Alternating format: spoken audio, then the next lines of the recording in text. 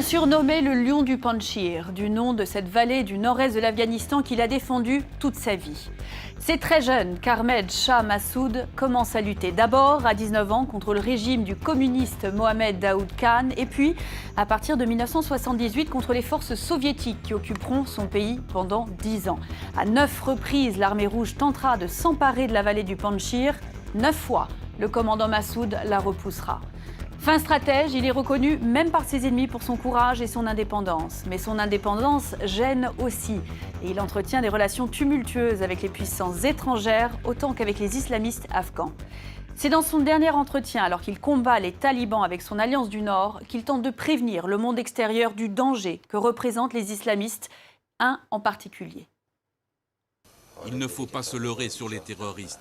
Ils sont installés ici, mais leur influence s'étend dans le monde entier. Ben Laden est en Asie centrale, mais il a des réseaux partout. Quelques jours plus tard, le commandant Massoud accepte une autre interview. Mais les deux hommes qui se font passer pour des journalistes belges sont en fait des assassins, envoyés pour certains par Al-Qaïda, selon d'autres par les services secrets pakistanais. 2 jours après son assassinat, le 11 septembre, les États-Unis sont attaqués et l'ordre géopolitique mondial bascule. Nos journalistes sont retournés dans la vallée du Panjshir. Ils ont pu rencontrer le fils du commandant Massoud et retrouver des anciens moudjahidines. Ils ont découvert aussi une région isolée, montagneuse et encore aujourd'hui fière de son indépendance et de sa paix. Fière aussi du lion qu'il a pendant si longtemps protégé. Reportage de Constantin Simon et Nazir Afzali pour France 24. Salam, Guy.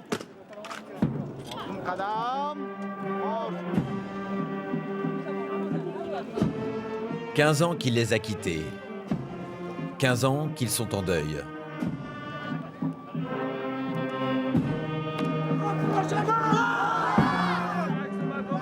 Figé dans son image, Ahmad Shah Massoud, le lion du Panjshir, légendaire chef des moudjahidines afghans. Pour le 15e anniversaire de sa mort, ils sont venus des 4 coins du Panjshir et même des régions voisines. Je rêve souvent du commandant Massoud, je l'imagine qui mange des fruits, et l'odeur de ce rêve est celle du paradis. Il nous manque cruellement. S'il était là, notre pays ne serait pas à la dérive.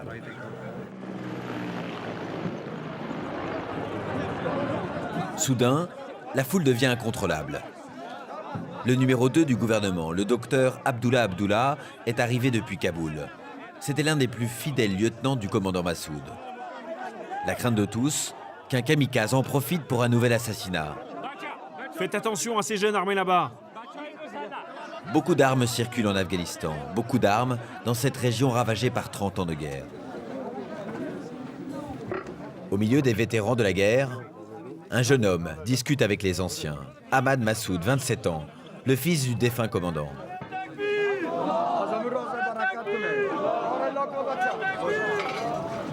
Nous quittons la cérémonie dans le convoi de celui qui incarne l'avenir du Panjshir.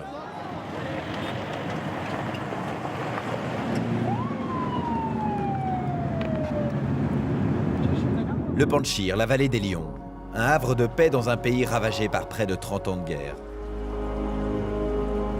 Ici, pas de talibans. Les Panjshiris les ont toujours haïs et combattus. Peuple fier et féroce, à l'image du commandant, l'homme qui a repoussé les soviétiques dans les années 80, puis les talibans dans les années 90. Depuis, les fruits, les fleurs sont revenus dans cette vallée dévastée.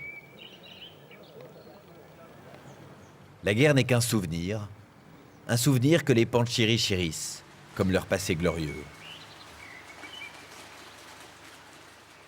S'il y a un lieu incontournable au Panjshir, c'est la maison d'Ahmad Massoud. Tout a été laissé en l'état.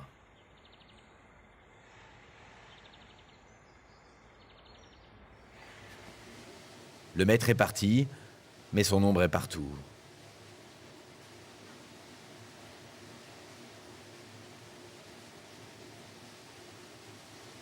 Cette pièce mythique, le quartier général du commandant Massoud, nous la visitons avec son fils. Quand vous entrez dans cette chambre, cette maison, tout paraît si réel. Moi, je m'asseyais toujours là, parce que je voulais apprendre de mon père comment il bougeait, comment il parlait. J'étais si curieux de lui. Je souhaite faire de cette petite maison, les bâtiments voisins et le jardin, un musée, et tout garder exactement comme c'était à l'époque de la résistance et de la guerre, parce que je veux que les gens n'oublient pas cette époque. Si la guerre est finie au Panjshir, le clan Massoud reste traumatisé par l'assassinat du commandant. D'où cette garde rapprochée. Du père, ils sont passés au fils. Leur barbe, aujourd'hui grisonnante. Pour eux, c'est une question de loyauté. Ils sont juste une partie d'une communauté bien plus nombreuse, les Moudjahidines. Nous sommes plus d'1 million en tout. Et si j'ai besoin d'eux, ils viennent tous. Son aura le précède. À 12 ans déjà, il est apparu à la tête des Moudjahidines, mascotte juchée sur le char tirant le cercueil de son père.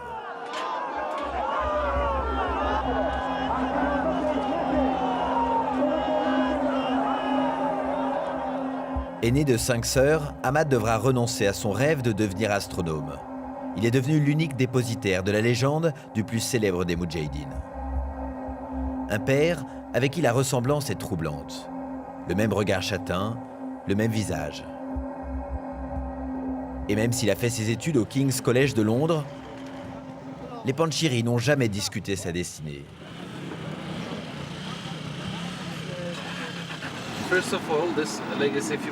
Si cet héritage ne reposait que sur mes épaules, ce serait dévastateur, tellement lourd à porter. Mais heureusement, ce n'est pas que de ma responsabilité. L'héritage de mon père ne m'est pas seulement transmis, il l'est à toute une génération, à toute l'humanité en fait. Une génération qui entretient farouchement la mémoire de la guerre et des victoires. Les routes du Panjshir sont jonchées de chars soviétiques, vestiges du combat héroïque des Moudjahidines.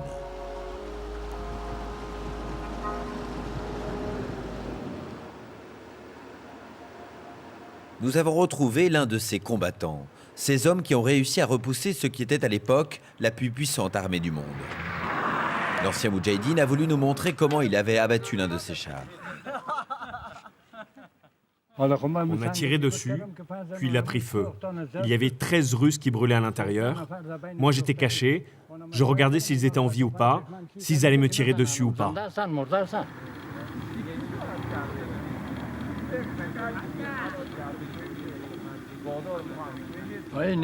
Ça, c'est l'histoire de notre djihad.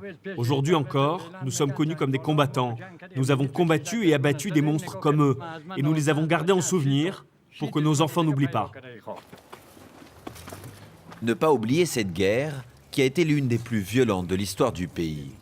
1 million de morts dans tout l'Afghanistan. Pendant qu'on combattait dans la rue, nos enfants et nos femmes se cachaient ici. Ça nous rassurait de les savoir là. Nous, on se battait pour défendre des trous, pour défendre nos enfants et nos femmes. Il y a plein de trous un peu partout dans la vallée. Les Russes envoyaient tellement d'avions nous bombarder. Certains jours, il en volait plus de 200. Après avoir vaincu les Soviétiques, les Panjshiris du commandant Massoud ont dû continuer le combat contre d'autres factions moudjahidines et contre les talibans qui en 1996 prennent Kaboul. Une guerre sans fin pour laquelle beaucoup estiment ne pas avoir été suffisamment remerciés. Alors que nous avons défendu le pays contre toutes sortes d'envahisseurs, nous n'avons jamais reçu la moindre compensation financière. On enterrait nos enfants avec nos propres mains, puis on repartait au front. Mais aujourd'hui, ceux qui occupent des postes importants, pendant la guerre, ils étaient à l'étranger, en Europe et aux États-Unis. Alors que nous sommes des citoyens de seconde zone.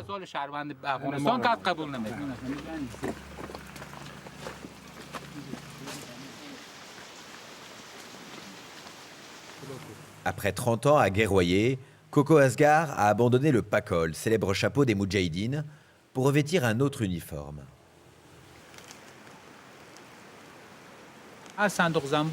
Chaque boîte produit 5 à 15 kilos de miel. 1 kilo de miel se vend près de 13 €. Avec une quarantaine de boîtes, Coco engrange donc un salaire confortable. Dans aucune des 36 provinces de l'Afghanistan, vous ne trouverez un miel au goût et à la qualité aussi bonne que celui du Panjshir. Il y a quelque chose dans l'air, le climat, les plantes sauvages, quelque chose de mystérieux qui permet d'obtenir cette qualité incomparable. Donc de plus en plus de gens se tournent vers l'apiculture.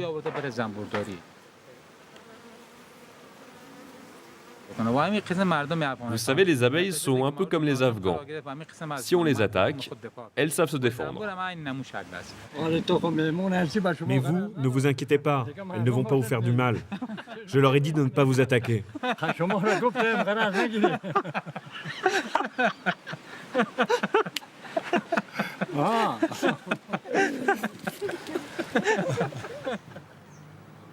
Adoucir l'image des Moudjahidines, trop souvent comparés aux seigneurs de guerre, c'est le projet d'Ahmad Massoud que nous retrouvons lors de sa première réunion politique. Une mise à l'épreuve face à des politiciens qui ont 2 fois son âge. Les Occidentaux parlent toujours de nous comme de guerriers, de gens violents, de meurtriers. Je veux leur montrer une autre image, que nous sommes des gens respectueux et disciplinés. Je vous promets que le peuple d'Afghanistan est à 100% derrière vous. Nous sommes vos soldats. Nous n'avons aucun problème avec votre âge. Pour nous, vous êtes comme votre père.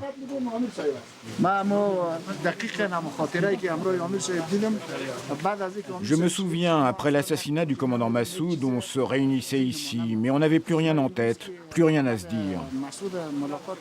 Aujourd'hui, j'ai rencontré Ahmad Massoud et je remercie Dieu. C'est comme si le commandant était ressuscité dans son jeune âge. Ça me remplit de joie. Ses mouvements, sa manière de parler, tout ça, je l'ai vu dans le visage de Massoud. J'ai retrouvé l'espoir. Ce pays a enfin un chef. Ahmad reprendra la place de son père, j'en suis sûr.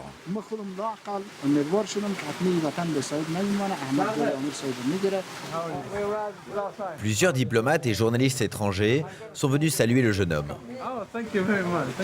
Félicitations pour votre mariage. Merci, c'était des fiançailles, mais merci beaucoup. L'ambassadeur de France a fait le déplacement. Mais pourquoi ces liens entre la France et Massoud ? Il remonte en fait aux études que le commandant Massoud a fait au lycée Istiklal à Kaboul, qui est un lycée francophone, et surtout à l'engagement des médecins français, comme Bernard Kouchner par exemple, qui sont venus au Panjshir aider la résistance afghane contre les soviétiques et qui ont soigné pendant une dizaine d'années les blessés, les combattants panjshiris blessés. Est-ce qu'il n'y a pas aussi une fascination, un certain romantisme pour le clan Massoud ? Je ne sais pas si c'est du romantisme, mais comme vous savez, en France, on aime bien la résistance. Ahmad aime aussi rappeler que son père a fait de la politique et combattu l'obscurantisme et le totalitarisme. Dans la vision politique de mon père, il y avait 2 choses essentielles. Il voulait établir la démocratie en Afghanistan et garantir de vraies élections. Honnêtement, moi je veux apporter d'abord la paix à l'Afghanistan, la sécurité et l'indépendance.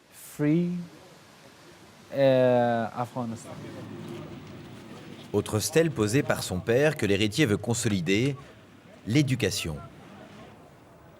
Cette école de filles a été créée par le Lion du Panjshir en 1999. Un acte de résistance à une époque où les talibans avaient banni l'accès des Afghanes à l'éducation.